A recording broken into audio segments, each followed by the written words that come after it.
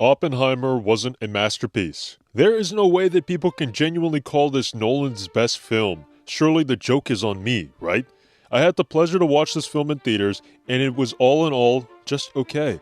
For a new director, this film could be considered gold, but for Nolan, it was just not worth the hype that it amassed when it was announced to be in production. Of course, to new Nolan fanboys, this is surefire blasphemy, and I can feel their sweaty fingers typing hate comments now. This is literally such a Patrick Bateman stigma male moment.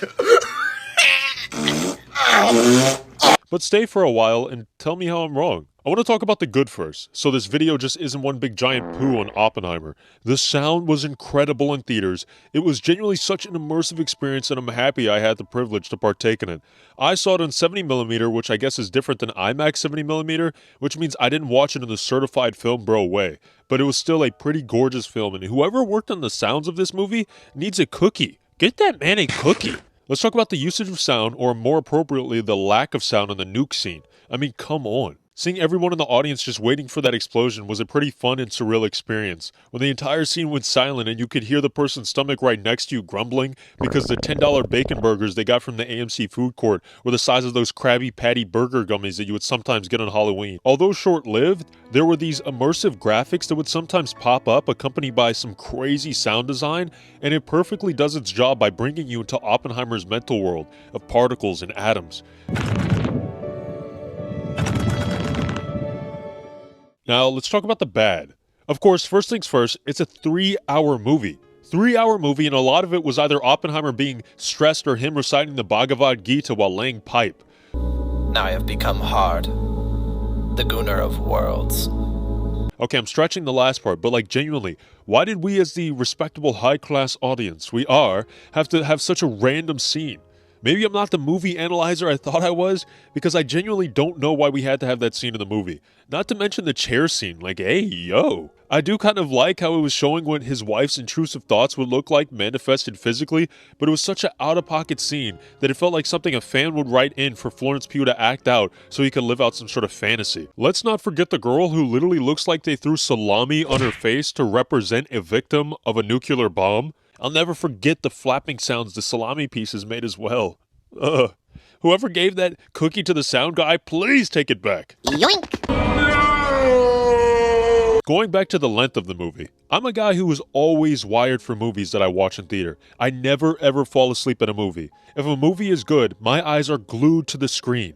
Recently, I had the privilege to watch Dune 2 in theaters, and I did not feel even the slightest inkling to fall asleep during that movie, which has a similar runtime to Oppenheimer. Now, I'm not sure if this is an insult or a compliment, but a large portion of the movie was quite cozy and had these really nice soothing environments that I found my brain trying to still sleep from me. I was nodding off in the theater at certain parts, although never fully falling asleep. You know that part of the brain responsible for those funny moments when your classmate's head is rocking back and forth like he's fighting some sort of demons and he's losing? Yeah.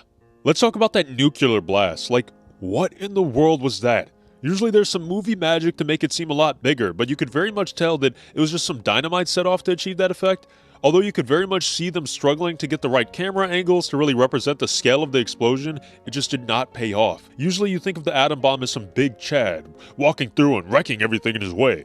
But instead we got the kid in your class that plays Genshin Impact and wears cat ear headphones around the hallway. Hey yo, what the fuck? It was a bit of a disappointment. But as I pointed out, it was compensated by the amazing sound design in the same scene. You can give the sound guy his cookie back. Also, what's up with this goofy skibbity toilet humor type scene when Albert Einstein was just chilling behind the car? This had my whole theater laughing. We're watching a movie about how the bomb that massacred hundreds of thousands of people was made, and it's interrupted by the most goofiest Avengers type scene. And again, I ask why. Did Nolan genuinely review these parts of his film and sign off on them? That's my question. Let's end it out with some more good. See how I did that? I made a sandwich. So your hate comment fingers will be confused as to what to write because I basically sandwiched horse crap between 2 brioche buns and added your favorite condiment. Now the ball is in your court, fanboy. Which part of my video shall you address? The music by Ludwig Göransson was phenomenal work as always from him. I adore this guy's talent, even though it's not like a lot of his pieces are super complex orchestras. Even when his music is extremely simple, he never fails to create works that are remembered and basked in, and he deserves all the praise he got for this soundtrack and many other soundtracks, one of my favorites being The Mandalorian. The cinematography was off the chains like it is for most Nolan films, but we can personally thank the amazing Hoyt van Hoytema for that. It was such an exhilarating experience to slowly feel this movie become a horror film with the lighting work and the cinematography and the sound design all coming together to just literally rock the seats of the AMC, as well as rocking my nerves because it was genuinely that magical and exciting to see in theaters. Thought I would forget the actors? The cast and the acting was just such fun. Seeing faces like Jack Quaid, Josh Peck, Casey Affleck, Gary Oldman, Dane Dehan, David Dasmalkian, Rami Malek, Kenneth Branagh. There we go.